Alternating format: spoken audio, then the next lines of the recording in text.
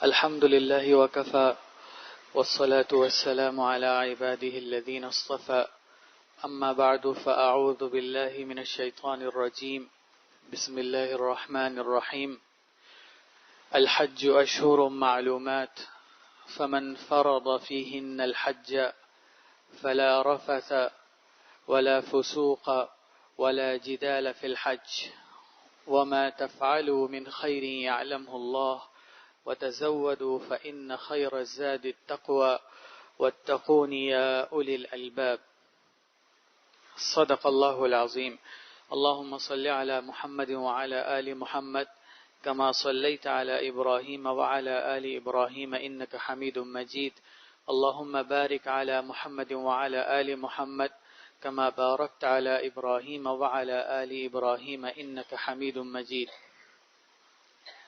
نہایت ہی قابل احترام بزرگوں، بھائیوں اور دوستوں، حج کا موضوع ایک مسلمان کی زندگی کا، چونکہ ہمارے دین میں، ہمارے اسلام میں جن چیزوں کو فرض قرار دیا گیا وہ انگلی پہ یعنی گنی ہوئی چند چیزیں ہیں، اور اس میں ایک چیز حج ہے۔ ہمارے ہاں بدقسمتی سے ایک تو عام مسلمان آج کل کے زمانے میں اس عبادت سے بہت دور ہے، اور پھر دوسری بات یہ ہے کہ اس عبادت کا اصل مقصد اور اللہ تعالیٰ نے اس عبادت کو ہم پر کیوں فرض کیا، تو اس مقصد سے، اس کے مفہوم سے، اس کے معنی سے ہم بہت دور ہیں۔ جن کو اللہ تعالیٰ کی طرف سے حج کی توفیق ملتی ہے وہ اس کو صرف ایک عملی عبادت کہ یہاں سے ہم احرام پہن کے جائیں گے اور اس کے بعد جا کے وہاں طواف کریں گے، سعی کریں گے، منا میں وقت گزاریں گے، مزدلفہ میں وقت گزاریں گے، عرفات میں وقت گزاریں گے، رمی کریں گے، قربانی کریں گے، بال کٹوائیں گے اور حج پورا ہو جائے گا۔ لیکن شاید بہت کم لوگ ہیں جو یہ سوچتے ہوں کہ یہ سب ہم سے کیوں کروایا جا رہا ہے۔ تو آپ کو معلوم ہے کہ ہمارے رب کریم نے، اللہ تعالی نے ہم انسانوں کو اس دنیا میں مختلف درجات عطا کیے ہیں، لیکن وہ یہ دیکھنا چاہتے ہیں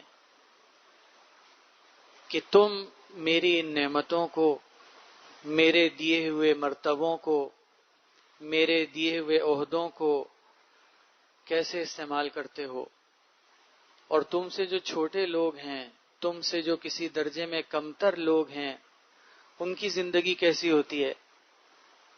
تو حج میں ہمیں یہی سکھایا جاتا ہے کہ ہم مہنگے کپڑے نہیں پہن سکتے، ہم برانڈڈ کپڑے نہیں پہن سکتے، ہم مہنگی اور برانڈڈ خوشبو نہیں لگا سکتے، ہم مہنگے مہنگے اپنی پسند کے جوتے نہیں پہن سکتے۔ وہاں لاکھوں لوگوں کا مجمع، اس میں ہمیں کوئی انسان پسند ہے نہیں ہے، کوئی غریب ہے، کوئی کالا ہے، کوئی فرق وہاں نہیں ہوتا۔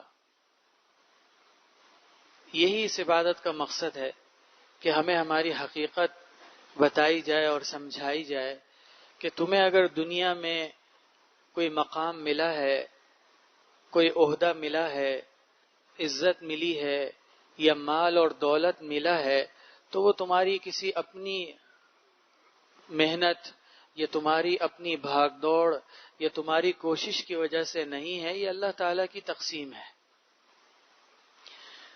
پھر جب ہم حج کے لیے جاتے ہیں تو ہمیں کون سے ایسے کام ہیں جو اختیار کرنے چاہیے، بلکہ اس حج کے موسم اور حج کے سیزن کی مناسبت سے اگر ہم میں سے کوئی حج پہ نہیں بھی جا رہا تو بھی اس کو ان چیزوں کو سیکھنے کی کوشش کرنی چاہیے. سب سے پہلی اور اہم چیز کہ کسی کو تکلیف نہ پہنچے. یہ ہمارے دین کا ایک بہت ہی بنیادی اصول بھی ہے، ہمارے پیارے نبی کی تعلیم بھی ہے کہ سب سے بہتر مسلمان وہ ہوتا ہے کہ جس سے کسی دوسرے مسلمان بھائی کو تکلیف نہ پہنچے. حدیث میں آتا ہے ای المسلمین افضل فقال رسول اللہ صلی اللہ علیہ وسلم من سلم المسلمون من لسانہ ویدہ، کہ جس مسلمان سے کسی دوسرے مسلمان کو کوئی تکلیف نہ پہنچے، نہ اس کے کسی فعل سے، ایکشن سے، نہ اس کی کسی زبان کے جملے سے، تو وہ سب سے بہتر مسلمان ہے. ہمارے ہاں بدقسمتی سے جس سوسائٹی میں اور معاشرے میں ہم رہتے ہیں، ہم نے دینداری اور نیک ہونے کے مختلف پیمانے مقرر کیے ہیں.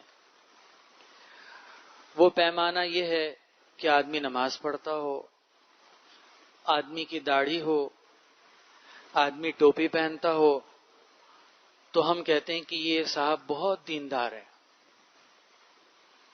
وہ صاحب ایک نماز پڑھنے کے بعد اگلی نماز تک کیا کچھ کرتے ہیں اور کن کن وہ شریعت کے اور دین کے حکموں کو توڑتے ہیں، کیسے کیسے انداز سے وہ اپنے ارد گرد کے، اپنے آس پاس کے، اپنے اڑوس پڑوس کے لوگوں کو تکلیفیں پہنچاتے ہیں. لیکن ہمارے معاشرے میں ایک مزاج بن چکا ہے کہ کوئی آدمی پابندی سے 5 وقت نماز پڑھ رہا ہے، اس نے داڑھی رکھ لی، اس نے ٹوپی پہن لی، تو یہ بہت دیندار آدمی ہے. یہ جو ایک افراتفری، بے چینی، بے سکونی، بے اطمینانی نظر آتی ہے، اس کی ایک بڑی وجہ بھی یہی ہے کہ ہمارے پیارے نبی نے معاملات پر جتنا زور دیا، اب یہی جس موضوع کو ابھی ہم نے شروع کیا کہ چاہے انسان حج پہ ہو، چاہے حج کے علاوہ ہو، وہ کوئی ایسا کام نہ کرے کہ جس سے اس کے دوسرے مسلمان بھائی کو تکلیف ہو. آپ حیران ہوں گے، ایک حدیث میں آتا ہے، حضرت عبداللہ ابن عمر رضی اللہ عنہما کی حدیث ہے کہ نہى رسول اللہ صلی اللہ علیہ وسلم ان يقرن الرجل بین التمرتین حتى يستأذن اصحابہ. دسترخوان پر ہم بیٹھے ہیں اور ہمارے سامنے کھانے کی کوئی چیز رکھی ہے اور مختلف لوگ اس کھانے میں شامل ہیں.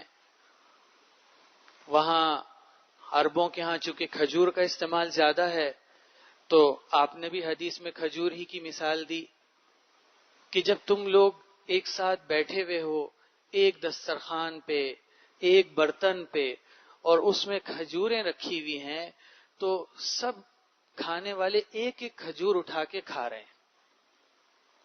لیکن ایک صاحب کیا کر رہے ہیں؟ وہ 2 کھجوریں اٹھا کے کھا رہے ہیں. تو ہمارے پیارے نبی نے اس سے بھی منع فرمایا. ہم اپنے زمانے کی مثال لے لیں، انگور رکھے ہوئے،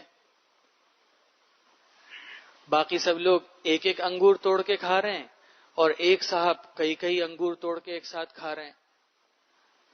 تو اب آخر میں کیا ہوگا کہ جب وہ ڈش ختم ہوگی تو گویا کہ انہوں نے اپنے بھائیوں کا حق بھی کھا لیا. اس لیے کہ اگر یہ کھجوریں یا اور کوئی بھی پھل برابری کے حساب سے تقسیم کیا جاتا تو شاید سب کو 10 15 کھجوریں ملتی. لیکن اب ہوا یہ کہ انہوں نے اپنے دوسرے ساتھیوں کی اجازت کے بغیر 2 کھجوریں اٹھا کے کھا لی۔ ایک اور حدیث میں آتا ہے کہ آپ صلی اللہ علیہ وسلم نے فرمایا اذا کنتم ثلاثہ فلا يتناجى اثنان دون صاحبهما۔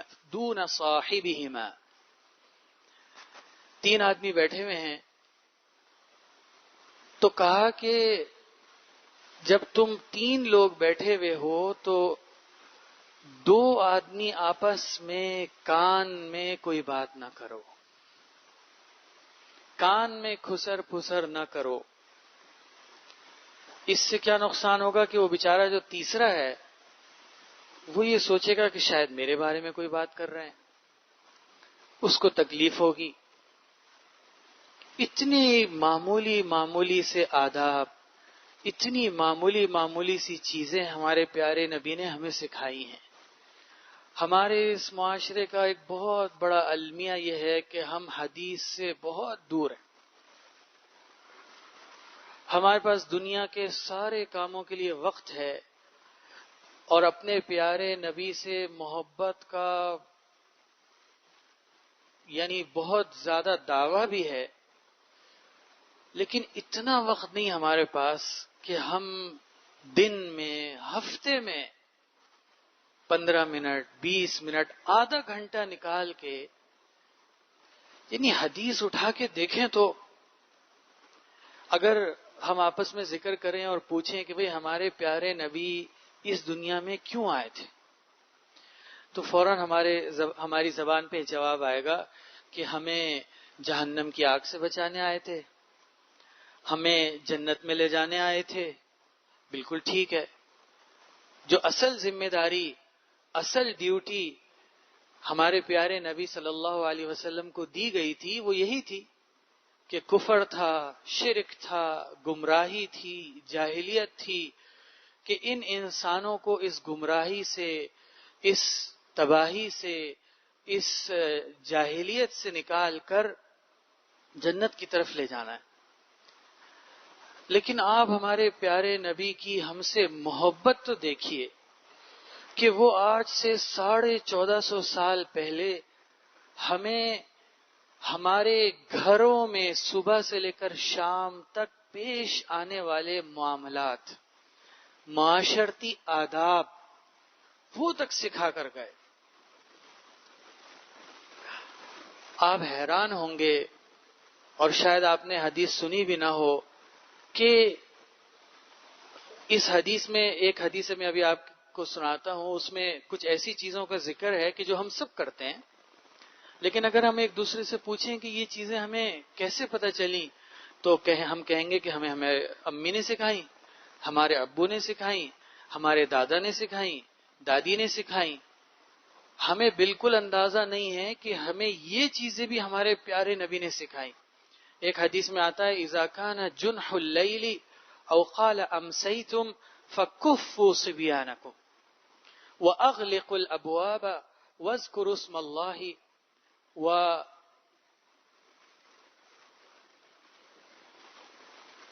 اوکوا قربکم واذکروا اسم اللہ وخمروا آنیتکم ولو ان تعرضوا علیہ شیئا وَأَطْفِئُوا مَصَابِيحَكُمْ۔ جب رات ہو جائے تو بچوں کو باہر نکلنے سے روکو۔ سب کو پتا ہے، بچپن سے ہم نے سنا ہے کہ رات ہو جائے تو بچوں کو باہر نہیں نکلنے دینا چاہیے۔ میں نے جیسے آپ سے کہا کہ اگر ہم پوچھیں کہ کس نے بتایا، جی امی نے بتایا ہے، دادی نے بتایا ہے، دادا نے بتایا ہے۔ یہ ہمارے پیارے نبی ہمیں حدیث میں سکھا کر گئے۔ آگے سنیں کہ جب رات ہو جائے تو گھروں کے دروازے بند کر دو اور گھروں کے دروازے لاک کرتے وقت اللہ کا نام لو، بسم اللہ پڑھو۔ فَإِنَّ الشَّيْطَانَ لَا يَفْتَحُ بَابًا مُغْلَقًا۔ اگر اللہ کا نام لے کر کوئی دروازہ بند کیا جائے گا تو شیطان اس کو نہیں کھول سکے گا۔ اور پھر آگے فرما رہے ہیں کہ اس زمانے میں پانی کے لیے مشکیزے ہوتے تھے، چمڑے کے، کھال کے بنے ہوئے، جس میں پانی کو رکھا جاتا تھا، کہ اس کے منہ کو بند کر دو، باندھ دو، کہیں اس میں کوئی کیڑا نہ چلا جائے، کوئی زہریلی چیز، کوئی نقصان دہ چیز نہ چلی جائے۔ پھر آگے فرما رہے ہیں کہ گھر میں، کچن میں جو برتن ہوتے ہیں اور اس میں کوئی کھانے پینے کی چیز ہوتی ہے، ان کو ڈھک دو، ان کو ڈھک دو، چاہے کوئی لکڑی اس کے اوپر رکھنی پڑے چپٹی سی، لیکن اس کو ڈھک دو۔ اور پھر آگے کہہ رہے ہیں کہ اور اپنی لائٹ، روشنی اس کو بجھا دو۔ اس زمانے میں چراغ ہوتے تھے، ظاہر ہے کہ اگر آدمی چراغ کو بجھائے بغیر سو جائے تو بعض دفعہ اس سے آگ لگ جاتی تھی۔ تو ایسی ایسی بنیادی اور چھوٹی چھوٹی چیزیں کہ جس کا تعلق نہ جنت سے ہے، نہ جہنم سے ہے، نہ ایمان سے ہے، نہ کفر سے ہے، وہ ہماری معاشرتی زندگیوں سے اس کا تعلق ہے۔ آپ حدیث کی کتابوں میں اٹھا کے دیکھیں، ایک ایک ہمارا معاشرتی جو پہلو ہے، مہمان نوازی کیسے کی جائے،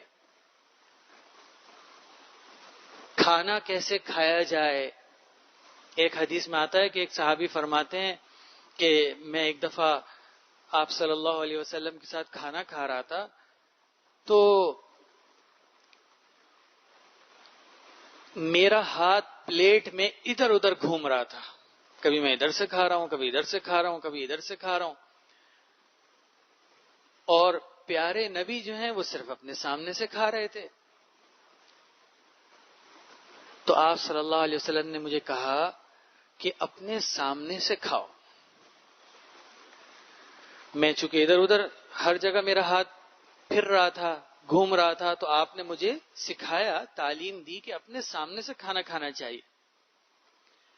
کہتے ہیں کہ پھر ایک اور موقع پر یہ ہوا کہ ہم ایک جگہ پھر بیٹھے اور میں آپ صلی اللہ علیہ وسلم کے ساتھ بیٹھا، تو اب میں نے صرف سامنے سے کھانا کھانا شروع کیا اور آپ صلی اللہ علیہ وسلم کا ہاتھ پوری پلیٹ میں گھومنا شروع ہو گیا۔ تو میں بڑا حیران ہوا۔ آپ صلی اللہ علیہ وسلم نے محسوس کر لیا تو فرمایا کہ وہ جو کھانا تھا، وہ جو برتن تھا، اس میں ایک ہی ڈش تھی، ایک ہی طرح کا کھانا تھا۔ مثال کے طور پر سالن تھا، مثال کے طور پر چاول تھے۔ تو جب کھانا ایک ہی طرح کا تھا تو صرف اپنے سامنے سے کھانا چاہیے۔ اور یہ جو آج ہم بیٹھے ہیں، اس میں طرح طرح کے پھل رکھے ہوئے ہیں، اس میں مختلف طرح کے کھانے ہیں۔ تو جب اس طرح کا مختلف چیزیں ہوں تو پھر آپ ادھر ادھر سے بھی کھا سکتے ہیں، لیکن جب ایک طرح کا کھانا ہو تو صرف اپنے سامنے سے کھاؤ۔ دیکھیں آپ، یعنی اتنی معمولی معمولی چیزیں ہمارے پیارے نبی نے ہمیں سکھائیں، لیکن میں نے کہا کہ بدقسمتی سے آج ہمارے مسلمان کے پاس ان پیاری باتوں کو، ان خوبصورت باتوں کو جن کو ہم حدیث کہتے ہیں، جو ہمارے پیارے نبی کی یا تو مبارک زبان سے نکلے ہوئے الفاظ ہیں، اور یا آپ کا کوئی عمل، آپ کا کوئی فعل، آپ کا کوئی ایکشن، اس کو حدیث کہا جاتا ہے۔ تو بہرحال یہ بات بیچ میں آ گئی کہ ہمیں اس کی بھی نیت کرنی چاہیے کہ ظاہر حدیث سے جب ہمیں اپنے نبی سے اتنی محبت ہے تو حدیث سے بھی ہے، لیکن ہمیں حدیث کا پتہ ہی نہیں، حدیث کیا ہے۔ میں نے جیسے آپ سے کہا کہ آپ دوسری حدیثوں کو چھوڑیں، آپ صرف جو ہماری معاشرتی آداب ہمارے پیارے نبی نے ہمیں سکھائے ہیں، اور بڑے بڑے محدثین علماء نے اس کے پورے پورے باب اور پورے پورے چیپٹر بنائے ہیں جس میں انہوں نے ان حدیثوں کو جمع کیا ہے، کم از کم ہمیں ان کو پڑھنا چاہیے، اپنی آنے والی نسل کو، اپنے بچوں کو پڑھانا چاہیے، اور اس سے ہماری زندگیوں میں برکت بھی آئے گی، اور پھر جو کامیابی اور جو سکون اور اطمینان وہ انہی چیزوں سے آنے والا ہے۔ بہرحال تو حج کے موقع پر جیسے کہ ہم بات کر رہے تھے کہ ہمیں کوشش یہ کرنی چاہیے کہ اللہ تعالیٰ نے توفیق دی حج پہ جانے کی تو بھی، اور جو اب جیسے حج پہ نہیں جا رہے، سب کو پتہ ہے حج آ رہا ہے، حج آ رہا ہے، یہاں سے کوئی جاننے والا جا رہا ہے، یہاں سے کوئی جاننے والا جا رہا ہے، رشتہ داروں میں سے کوئی جا رہا ہے، دوستوں میں سے کوئی جا رہا ہے۔ تو ہم اس عبادت کے مفہوم اور مقصد پر غور کرنے کی کوشش کریں، ہم جائے بغیر اس سے کچھ نہ کچھ حاصل کرنے کی اور سیکھنے کی کوشش کریں. تو پہلی چیز، کسی دوسرے کو ہماری وجہ سے کوئی تکلیف نہ ہو. یہ جو زبان ہے ہمارے منہ میں، ایک حدیث میں آتا ہے کہ اذا اصبح ابن آدم فإن الأعضاء كلها تكفر اللسان فتقول اتق الله فينا فإنا نحن بك فإن استقمت استقمنا وإن اعوججت اعوججنا. یہ زبان ہے چھوٹی سی، ہر دن صبح جب ہوتی ہے تو یہ ہمارے جسم کے سارے جو اعضاء ہیں، جو سارے پارٹس ہیں، یہ سب ہاتھ جوڑتے ہیں زبان کے آگے، اور زبان سے کہتے ہیں کہ اللہ کے واسطے ہمارے بارے میں، ہمارے حق میں اللہ سے ڈرو، اس لیے کہ ہماری اپنی کوئی حیثیت نہیں ہے، ہمارا سب کچھ ڈیپینڈ کرتا ہے تم پر. اگر تم ٹھیک رہو گی تو ہم بھی ٹھیک رہیں گے، اور اگر تم خراب ہوگی یا ٹیڑھی چلو گی تو ہم سب بھی برباد ہو جائیں گے. اور ایسا ہی ہے. ایک اور حدیث میں آتا ان العبد لا يتكلم بالكلمة من رضوان الله لا يلقي لها بالا يرفعه الله بها درجات وان العبد لا يتكلم بالكلمة من سخط الله لا يلقي لها بالا يهوي بها في جهنم. انسان باتیں کر رہا ہوتا ہے، مذاق چل رہا ہے، گپ شپ چل رہی ہے، کھیل تماشا چل رہا ہے، اس کو بالکل اندازہ نہیں ہوتا کہ یہ جو میری زبان سے ایک ایک جملہ نکل رہا ہے یہ کیا کچھ کر سکتا ہے. بعض دفعہ وہ کوئی ایسی اچھی بات کر دیتا ہے کہ اس بات کی وجہ سے اس کو احساس بھی نہیں ہے، لیکن اللہ تعالیٰ کے ہاں اس کے بہت درجات بلند ہو جاتے ہیں. اور کبھی کبھی وہ ایسی بری بات بے خیالی میں کر دیتا ہے اور اللہ تعالیٰ کو اتنا ناراض کر دیتا ہے کہ اس کی وجہ سے اس کو جہنم میں ڈال دیا جاتا ہے.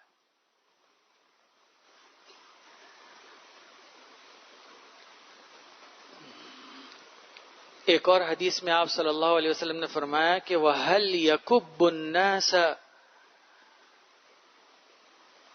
عَلَى وُجُوهِهِمْ أَوْ عَلَى مَنَاخِرِهِمْ إِلَّا حَصَائِدُ أَلْسِنَتِهِمْ. جہنم میں لوگوں کو ان کے منہ کے بل اور اوندھے منہ ڈالنے والی چیز یہ ایک زبان ہی ہے. اس زبان کے کرتوت، اس زبان کے کارنامے ایسے ہیں کہ جو لوگوں کو منہ کے بل اور اوندھے منہ جہنم میں ڈالتی ہے. تو میرے بزرگوں اور بھائیوں اور دوستوں، کسی بھی، چاہے وہ زبان ہو، چاہے ہمارا کوئی فعل ہو، ہمارا کوئی عمل ہو، ہم اپنے دوسرے اس سے ہمارا معاشرہ خود بخود ٹھیک ہو جائے گا. اب اس وقت ہمارے اندر کیا ہے؟ بے حسی. مجھے احساس ہی نہیں کہ میں ابھی مسجد آیا، نماز پڑھنے آیا، اللہ کو راضی کرنے آیا، اللہ کو خوش کرنے آیا، لیکن مسجد کے دروازے پہ میں نے اپنی بائک یا گاڑی ایسے طریقے سے پارک کی کہ سب کو تکلیف پہنچائے، اور میں اندر آ کے اللہ تعالیٰ کو راضی کرنے کی کوشش کر رہا ہوں. مجھے احساس ہی نہیں کہ میں سوچ لیتا ایک دو لمحے کے لیے کہ اس جگہ پہ گاڑی یا بائک کھڑی کرنے سے لوگوں کو تکلیف تو نہیں ہوگی، آنے جانے والے لوگوں کا راستہ تو نہیں رکے گا، نماز میں ایسی جگہ پہ تو نہیں کھڑا ہو رہا کہ جو لوگوں کی آمد و رفت کی جگہ ہے، دروازہ ہے، پتہ چلا میرے یہاں نماز پڑھنے کی وجہ سے، میرے یہاں کھڑے ہونے کی وجہ سے لوگوں کو تکلیف ہو رہی ہے، بیچارے گزر نہیں پا رہے، ان کو مشکل ہو رہی ہے. تو خلاصہ یہ ہے کہ سب سے پہلی چیز اور اہم چیز کہ ہم حج پہ ہوں یا حج کی اس بابرکت اور مبارک جو مہینہ ہے اس کی برکت سے ہم سب سے پہلی چیز تو یہ سیکھنے کی کوشش کریں کہ ہم کسی دوسرے کو تکلیف نہ پہنچائیں. وہاں جا کر حج کرنے کے دوران اتنی بڑی اللہ تعالیٰ کی عظیم عبادت ہے، لیکن پتہ چلا کہ ہم سے ایسے کام ہو رہے ہیں کہ جس کی وجہ سے دوسرے مسلمان بھائیوں کو تکلیف ہو رہی ہے. تو یہ تو آپ کو بھی پتہ ہے، ہر سمجھدار آدمی سمجھتا ہے اس بات کو کہ کیا میری وہ عبادت قبول ہوگی کہ جو میں اس قیمت پر ادا کر رہا ہوں اور اس قیمت پر اس عبادت کو اختیار کر رہا ہوں کہ دوسروں کو تکلیف دے رہا ہوں. پھر دوسرے نمبر پر جو چیز بہت اہم ہے وہ ہے ریا، نمود اور دکھلاوے سے اپنے آپ کو بچانا. بہت بڑی بدقسمتی پھر وہی جو ہماری سوسائٹی اور معاشرے کے اندر بعض المیے ہیں. اب آج کل ہمارے اندر کیا ایک فیشن بن گیا ہے کہ جی عمرے پہ گئے، حج پہ گئے، سب کو وہاں سے میسج کر رہے ہیں، میں بیت اللہ کے سامنے بیٹھا ہوا ہوں، آپ کے لیے دعا کر رہا ہوں، میں نے آپ کے لیے دعا کی ہے. اچھا، اور اگر آپ 4 6 5 اور جاننے والے لوگوں سے پوچھے تو ان کو بھی یہی میسج آیا. تو بھائی آپ کیسے اتنے کئی 100 لوگوں کے لیے بیک وقت بیٹھ کے ایک ایک کا نام لے کے دعا کر رہے ہیں؟ اسٹیٹس پہ لگا دیا. یہ ساری چیزیں، عبادت تو اللہ تعالیٰ کو راضی کرنے کے لیے کی جاتی ہے. زیادہ سے زیادہ انسان اپنے عزیز رشتہ داروں کو بتائے، اپنے قریبی تعلق والوں کو بتائے.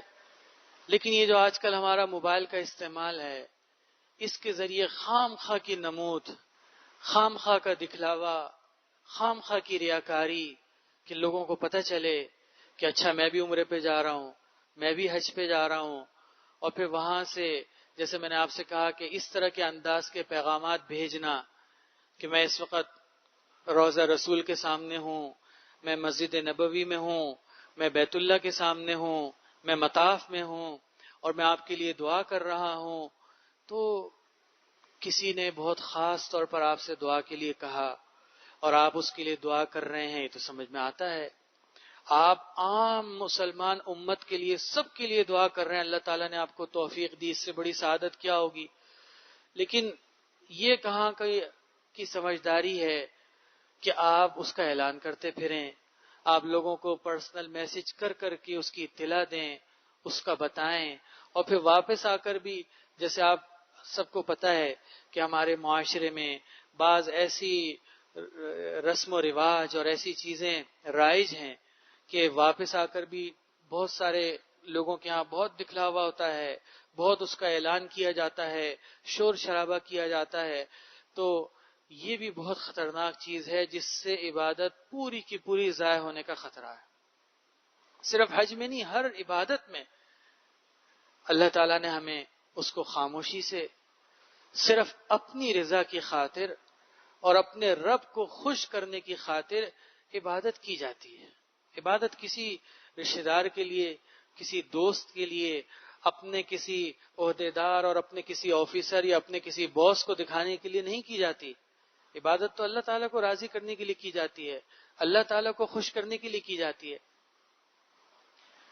اور پھر تیسرے نمبر پر جو سب سے اہم چیز ہے وہ ہے اپنے وقت کا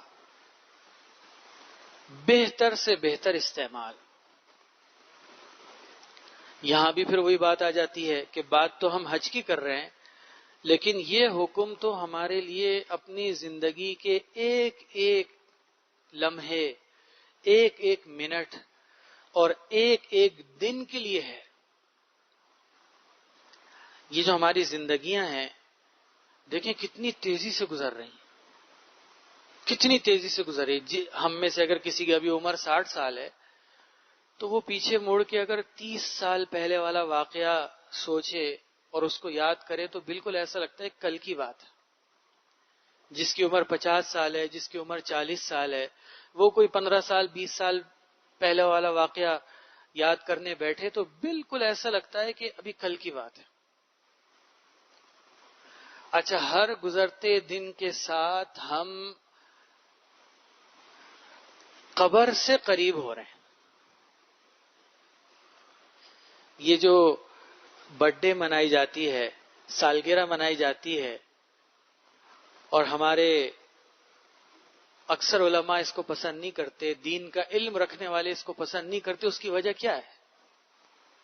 تھوڑا عقل سے اگر ہم سوچیں کہ بھائی اس بیچارے معصوم کی زندگی کا تو 1 سال کم ہو گیا، یہ تو 1 سال اپنی موت سے قریب ہو گیا. اب یہ پریشان ہونے کی بات ہے، غور و فکر کرنے کی بات ہے، اپنا محاسبہ کرنے، اپنا جائزہ لینے کی بات ہے، یا خوشیاں منانے کا موقع ہے؟ اللہ تعالیٰ نے فرمایا نا، اذا جاء اجلهم لا يستأخرون ساعة ولا يستقدمون ولن يؤخر الله نفسا اذا جاء اجلها. کوئی ایک دن بھی ہماری زندگی سے کم زیادہ نہیں ہوگا. ہم میں سے ہر ایک کی جو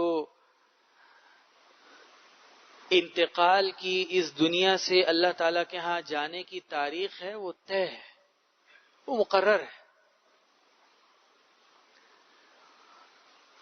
تو صرف حج نہیں، ویسے بھی ہمیں اپنی زندگی میں اپنا جائزہ لینا چاہیے، اپنا محاسبہ کرنا چاہیے کہ ہم اپنے وقت کو کیسے گزار رہے ہیں. اور حج پہ تو ظاہر ہے اللہ تعالیٰ کے گھر گئے، اللہ تعالیٰ نے بلایا ہے، اللہ تعالیٰ کے مہمان ہیں، تو وہاں جا کر کھیل کود میں وقت گزارنا، اور جس کو آپ کہیں کہ دوستوں کی مجلسیں، جی اچھا، اور دوست بھی گئے ہوئے ہیں اور رشتے دار بھی گئے ہوئے ہیں، روزانہ جمع ہو کے وہاں کئی گھنٹے ساری دنیا کے حالات کے اوپر باتیں کرنا، بازاروں میں گھومنا اور ادھر ادھر کی چیزوں میں مصروف رہنا. ظاہر ہے کہ اب تو خیر زمانہ بھی ایسا آ گیا کہ آپ مجھے بتائیں کھجور اور زمزم کے علاوہ کیا چیز ہے جو یہاں نہیں ملتی. وہ تو پرانے زمانے تھے جب ایسا تھا کہ شاید امپورٹ ایکسپورٹ اتنی نہیں ہوتی تھی، مختلف ملکوں کی مختلف سوغات صرف وہیں ملتی تھیں اور کہیں نہیں ملتی تھیں. اب تو اتنی ریل پیل ہو گئی کہ کوئی چیز دنیا کی ایسی نہیں ہے جو ہر ملک میں، ہر علاقے میں دستیاب نہ ہو. تو وہاں جو ہمارے جانے کا مقصد ہے وہ تو عبادت ہے، اللہ تعالیٰ کو راضی کرنا ہے. اتنا سب کچھ کر کے ہم گئے اور آخر میں اللہ تعالیٰ کو راضی کیے بغیر واپس آ گئے. تو اس سے بڑا المیہ اور اس سے بڑا افسوس کا پہلو کیا ہوگا. اور آخری بات جو آپ نے دیگر علماء سے بھی سنی ہوگی وہ یہ ہے کہ اللہ تعالیٰ نے توفیق دی، اللہ تعالیٰ نے اتنی بڑی نعمت سے نوازا، اللہ تعالیٰ نے بلایا، پھر اللہ تعالیٰ نے حج کو آسان فرمایا اور اتنی بڑی عبادت کے لیے ہمیں منتخب فرمایا اور ہم سب کچھ کر کے آ گئے. تو اس کے بعد آنے والی جو زندگی ہماری حج کے بعد کی ہے، بہت سنا ہوگا آپ نے علماء سے کہ اگر اس میں کوئی فرق نہیں آیا، اگر اس میں کوئی فرق نہیں آیا تو شاید پھر ہمارا حج خطرے میں ہے. ہمیں سوچنا چاہیے کہ مجھ سے یقیناً کوئی غلطی ہوئی ہے، مجھ سے یقیناً کوئی ایسا عمل سرزد ہوا ہے کہ شاید میرا حج قبول نہیں ہوا. میں اپنے پیارے نبی کے گھر، اپنے پیارے نبی کے پیارے شہر میں، مبارک شہر میں، اللہ تعالیٰ کے گھر سے ہو کر آ گیا اور ان چیزوں کا بھی مجھ پہ کوئی اثر نہیں ہوا. یعنی ان چیزوں نے بھی میرے مزاج پہ، میری عادت پہ، میرے طور طریقوں پہ، میں الٹی سیدھی جو عادتوں میں مبتلا تھا، یعنی اتنی مبارک جگہوں پہ وقت گزارنے سے بھی میرے مزاج میں کوئی فرق نہیں پڑا. تو یہ تو بہت پریشانی والی بات ہے. پھر تو ہم جیسے ذرا سا کوئی جسم میں کہیں پریشانی تکلیف ہو جائے، کوئی الرجی ہو جائے، کوئی درد ہو جائے، کوئی تکلیف ہو جائے تو فوراً ڈاکٹر کے پاس بھاگتے ہیں. پھر تو ہمیں سوچنا چاہیے کہ اس کا علاج کیا ہے. یعنی میں اتنے مبارک اعمال اور اتنی مبارک عبادت کر کر آ گیا، لیکن میری زندگی میں کوئی اثر نہیں پڑا، تو اس کا مطلب یہ ہے کہ کوئی اندر کہیں نہ کہیں کچھ گڑبڑ ہے. تو اس کو پھر کسی اللہ والے سے رابطہ کرنا چاہیے، اللہ والے سے پوچھنا چاہیے کہ میرے ساتھ ایسا ایسا ہوا، میں بہت پریشان ہوں. جیسی بیماری ہے تو یہ روحانی بیماری ہے، اور اس سے بڑا ہاسپٹل تو کوئی ہے نہیں دنیا میں روحانی بیماری کے علاج کا. تو جب وہاں بھی میرا علاج نہیں ہوا اور وہاں بھی مجھے کوئی افاقہ اور فائدہ نہیں ہوا، تو مجھے واپس آ کر خوشیاں منانے کے بجائے اور دعوتوں میں شریک ہونے کے بجائے اور لوگوں سے مبارکبادیں وصول کرنے کے بجائے مجھے ایک طرف تنہائی میں بیٹھ کے رونا چاہیے، مجھے پریشان ہونا چاہیے کہ کیا ہوا ہے. اصولاً تو میری زندگی بدل جانی چاہیے تھی، میرے اندر بہت فرق آنا چاہیے تھا، میں جو الٹی سیدھی چیزیں کرتا تھا وہ سب مجھے چھوڑ دینی چاہیے تھی، لیکن میرے اندر تو کوئی فرق نہیں آیا، میرے اوپر تو کوئی اثر نہیں پڑا. تو آخری بات میرے بزرگوں، عزیزوں اور دوستوں وہ یہ ہے کہ اپنے اوپر یعنی پابندیاں لگانے کی کوشش کریں، اپنے آپ کو زبردستی چیزیں اپنے اوپر لازم کریں کہ نہیں ایسا کیسے ہو سکتا ہے، میں حج کر کے آیا ہوں بھائی، پہلے میں ایسے دھوکہ کرتا تھا، ایسے فراڈ کرتا تھا، جھوٹ بولتا تھا، غلط بیانی کرتا تھا، اب میں یہ نہیں کروں گا. اگر میں اب بھی یہ چیزیں کروں گا تو کوئی فائدہ نہ ہوا میرے اس حج کا. اتنی بڑی اللہ تعالیٰ نے مجھے سعادت دی لیکن گویا اس کا کوئی فائدہ نہیں ہوا. تو میرے عزیزوں اور دوستوں، یہ چند باتیں میرے ذہن میں آئی تھیں، میں نے سوچا آپ کے سامنے رکھ دی جائیں. اور اس میں جو سب سے اہم پہلو ابھی ہم نے ذکر کیا کہ یہ سارے امور ایسے ہیں کہ ان کا تعلق حج سے بھی ہے اور اسی طرح ان کا تعلق ہماری روزمرہ زندگی سے بھی ہے. یعنی حج کی برکت سے ہمیں ان چیزوں کی یاد دہانی ہو رہی ہے، تو ہمیں اللہ تعالیٰ کا شکر ادا کرنا چاہیے کہ اللہ تعالیٰ نے ہم میں سے جن کو حج پہ بلایا ہے، حج کی توفیق دی ہے، تو وہ تو بہت ہی مبارکباد کے مستحق ہیں، اور یقیناً اس سے بڑی سعادت اور ان کے لیے نہیں ہے. لیکن جو ہم میں سے نہیں جا رہے وہ بھی ان چیزوں کو سوچیں، اس پہ غور کریں کہ واقعی یہ سارے کام تو کرنے والے ہیں لیکن ہم نہیں کر رہے. یہ ساری چیزیں تو ضروری ہیں، اور ایسا نہیں ہے کہ حج کے 20 دن 25 دن 15 دن 40 دن کے اندر ہی بس ان کو کرنا ہے، اس کے علاوہ جی پھر ہم واپس آ کر آزاد ہیں اور یہ ساری چیزیں ہمیں کرنے کی ضرورت نہیں ہے، ہمیں اپنی مرضی سے اپنی زندگی گزارنے کا اختیار ہے. ایسا تو کچھ بھی نہیں ہے. اللہ تعالی ہم سب کو عمل کرنے کی توفیق عطا فرمائے. اللہ تعالی ہم سب کو اپنے پیارے نبی کے بتائے ہوئے طریقے، اپنے پیارے نبی کے بتائے ہوئے احکامات اور اپنی بتائی ہوئی باتوں پر عمل کرنے کی اور چلنے کی توفیق عطا فرمائے. اپنی نافرمانیوں سے اللہ تعالی ہماری حفاظت فرمائے، اپنے حکموں کو توڑنے سے اللہ تعالی ہماری حفاظت فرمائے. وآخر دعوانا الحمدللہ رب العالمین.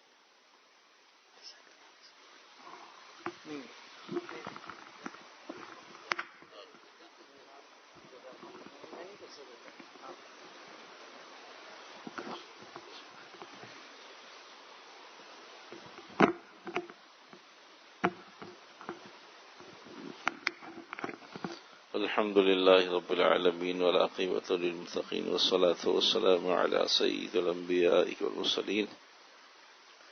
رب اغفر وارحم وأنت خير الراحمين. رب اغفر وارحم وتجاوز عما تعلم إنك أنت الأعز الأكرم. رب ارحمهما كما ربياني صغيرا.